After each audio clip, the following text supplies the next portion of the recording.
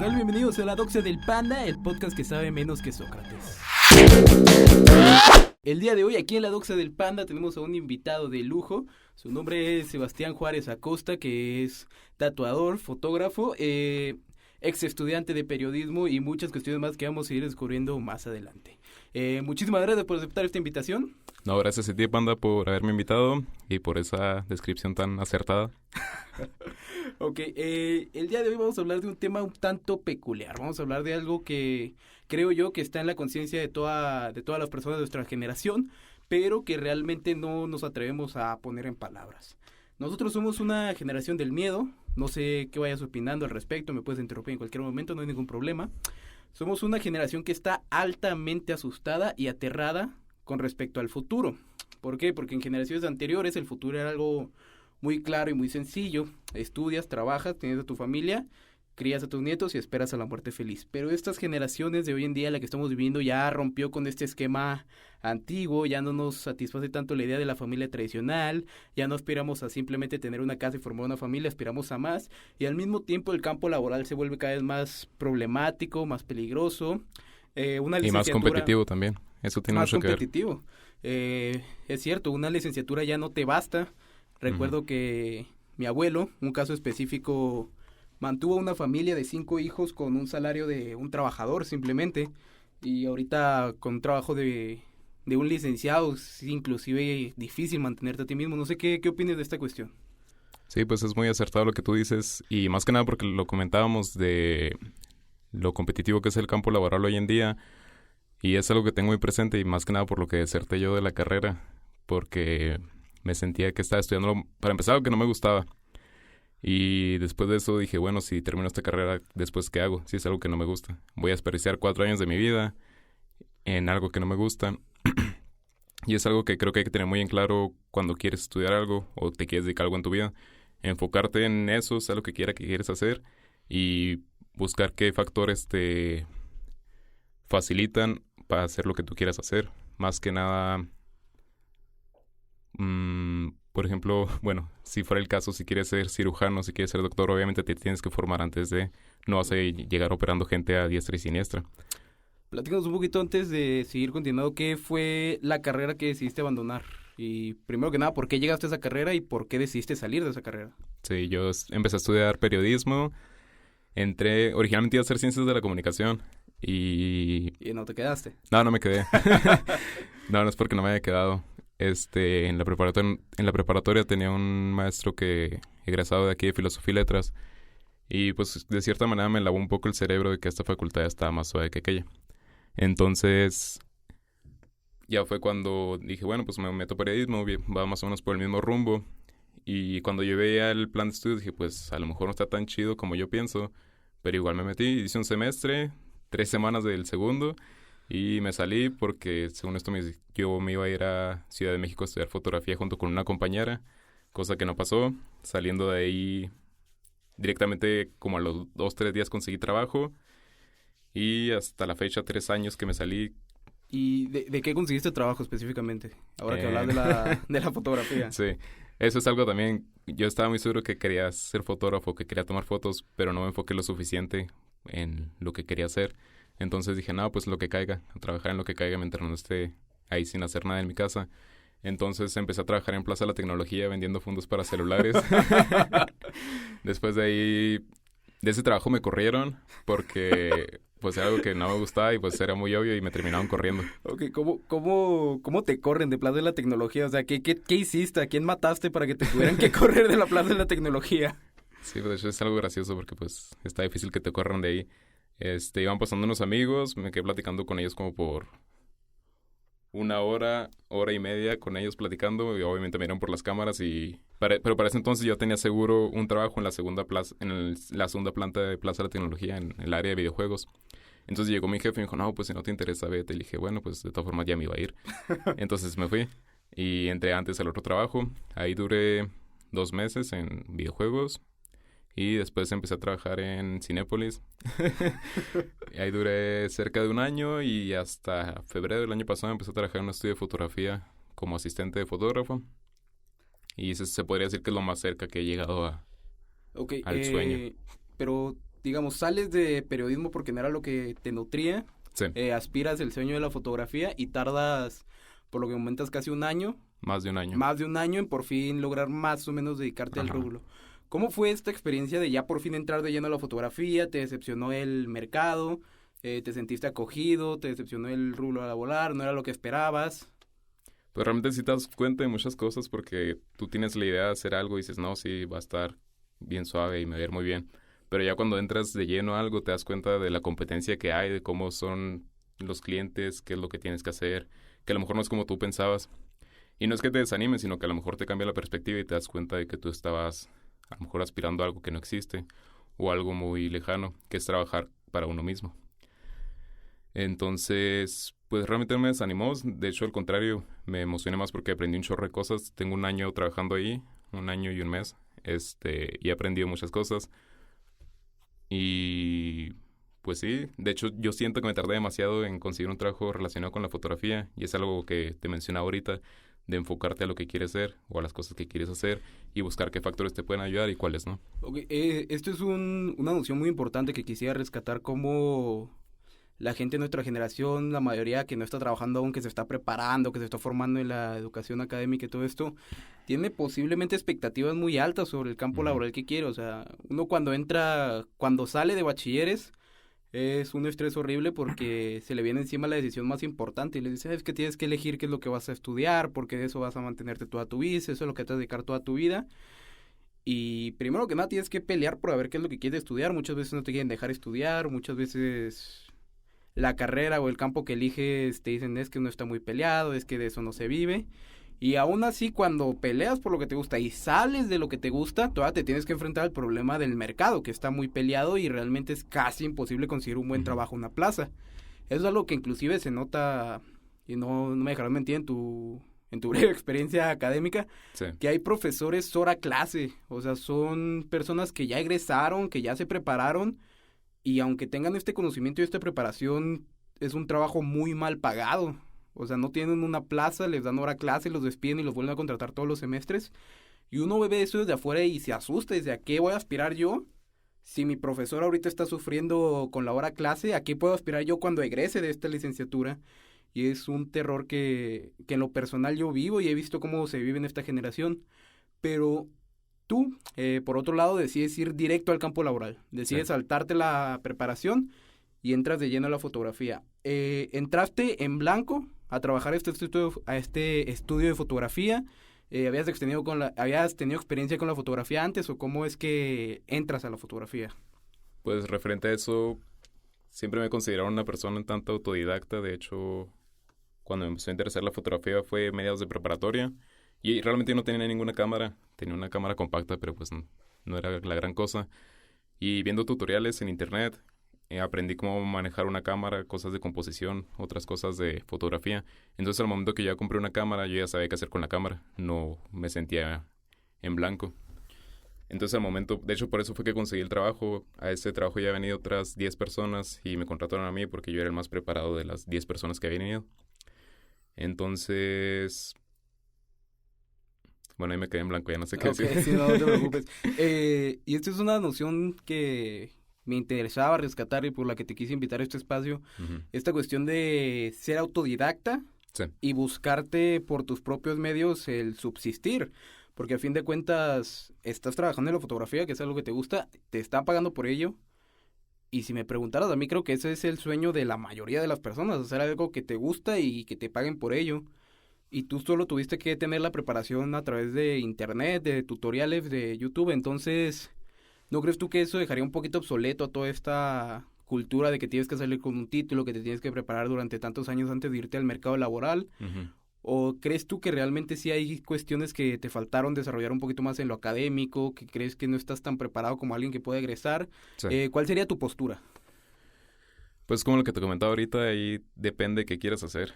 O sea, obviamente si yo voy a una escuela de fotografía, es muy probable que ya me enseñen cosas que yo conozco, pero porque son cosas que yo he aprendido sobre la marcha y cosas que he aprendido, pues sí, por internet.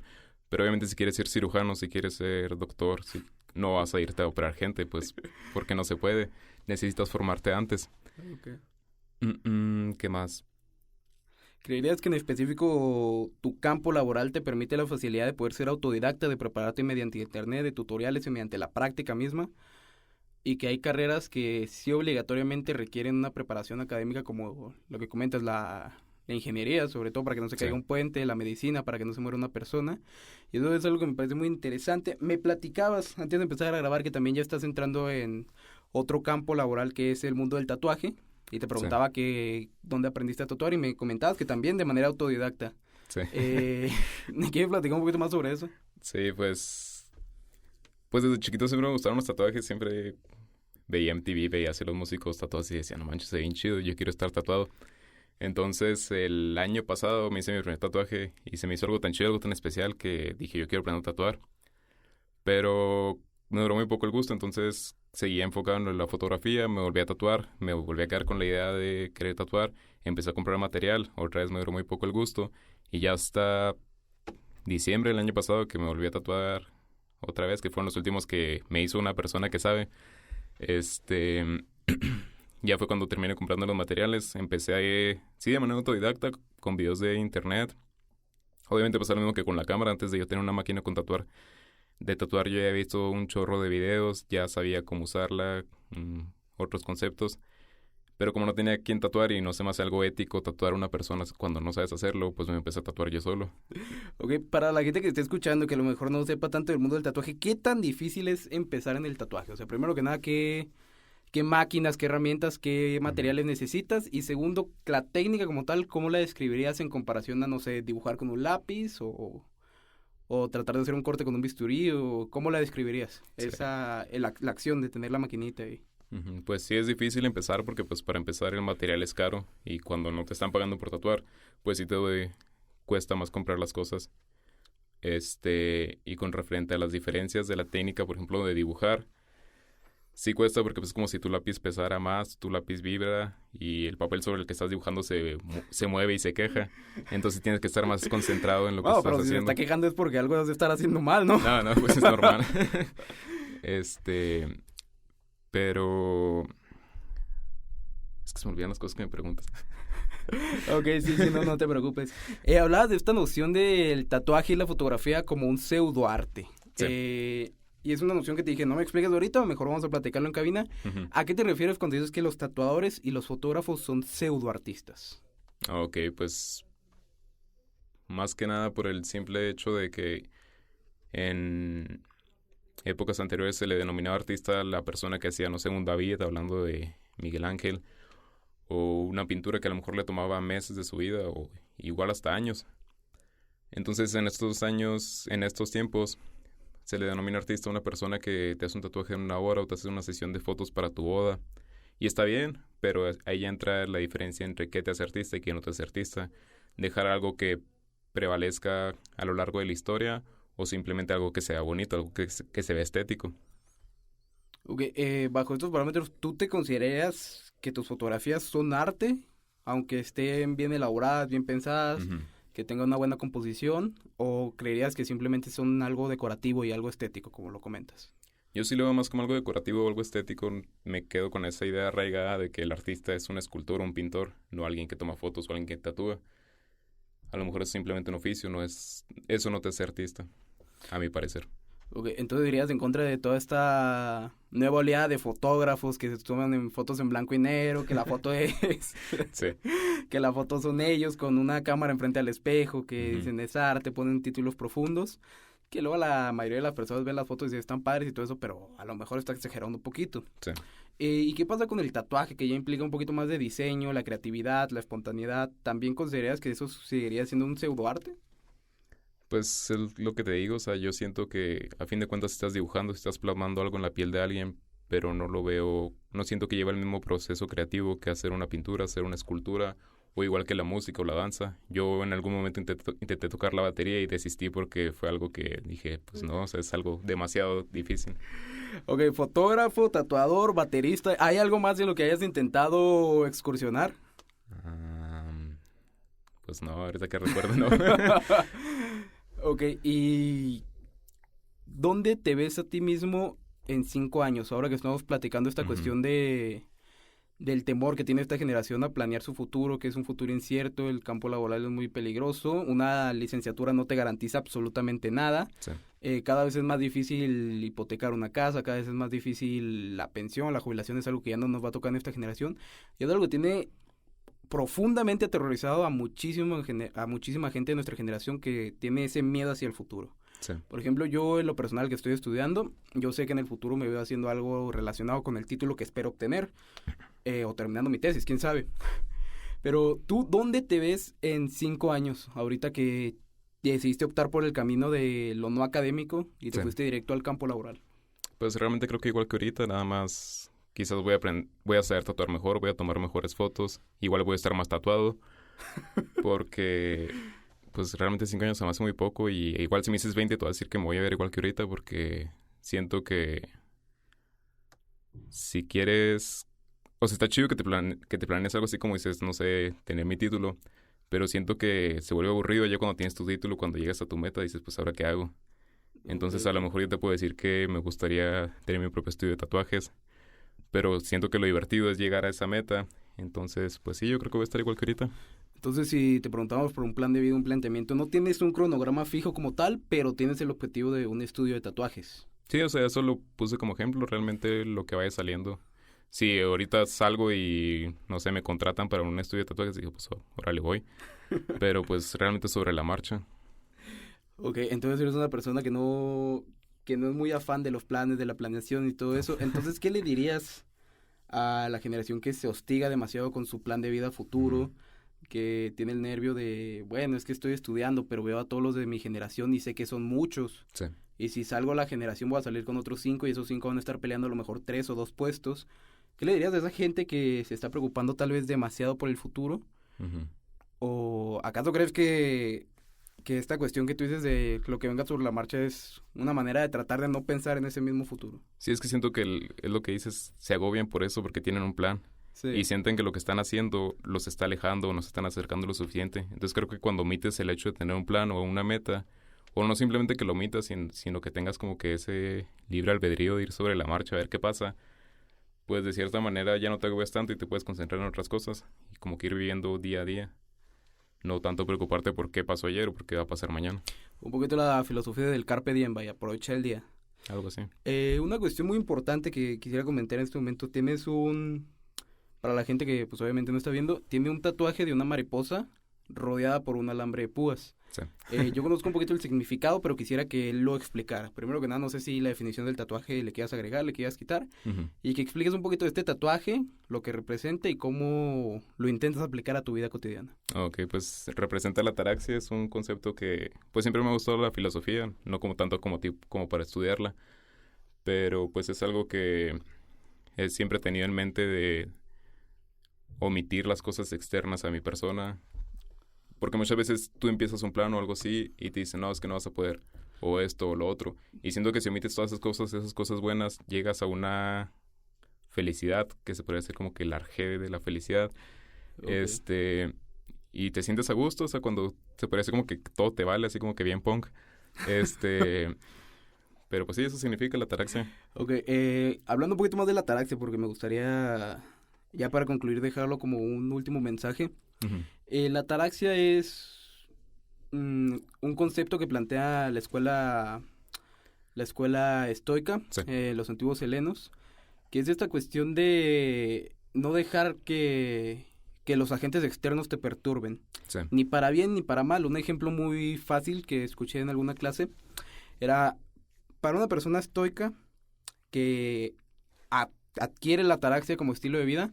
Si le dices que se murió toda su familia en el accidente más trágico, te va a responder, bueno, qué triste, ni modo. Ujú. Pero Lo mi que vida sigue, lo que sigue. A su vez, también si al mismo individuo le dices, oye, te ganaste la lotería de 100,000 millones de pesos, te va a decir, bueno, qué padre, lo que sigue. Ujú. Es esta filosofía de no permitir que las cosas ajenas te perturben, Sí, ni perturben tu tanto alma. para bien ni para mal. Y es esta cuestión inclusive que hablaban sobre el temor irracional de la muerte, porque si vives toda tu vida con el miedo a la muerte, os lo podríamos adaptar.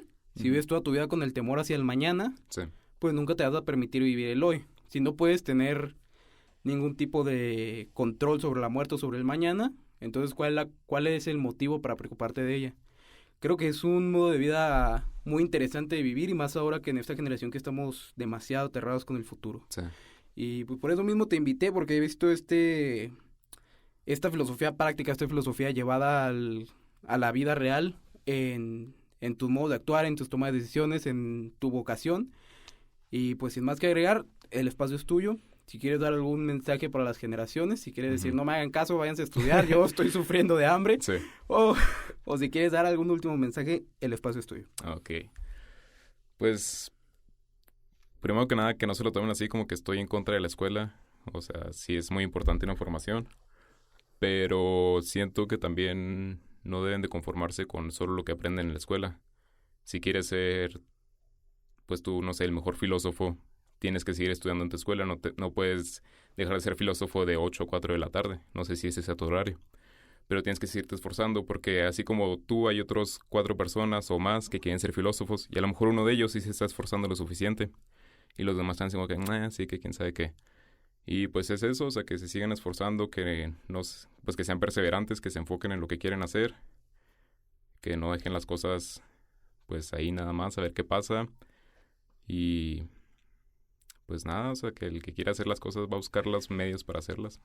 Muchísimas gracias. Un poquito ya antes de concluirnos, estamos hablando de que dejaste la escuela, toda esta cuestión, Sí. y justamente hoy estás regresando a esta escuela a grabar Sí. este espacio, porque pues este espacio se graba en las cabinas que nos presta la Facultad de Filosofía y Letras. Un poquito nomás para traer la colación. Sebastián, muchísimas gracias por aceptar la invitación. No, gracias a ti. El padrino de la Doxa del Pan, el padrino de bautizo, Sí. el primer entrevistado del primer programa. Muchísimas gracias, de verdad. Gracias a ti. Y sin más que agregar, yo soy el Panda y esta fue mi Doxa.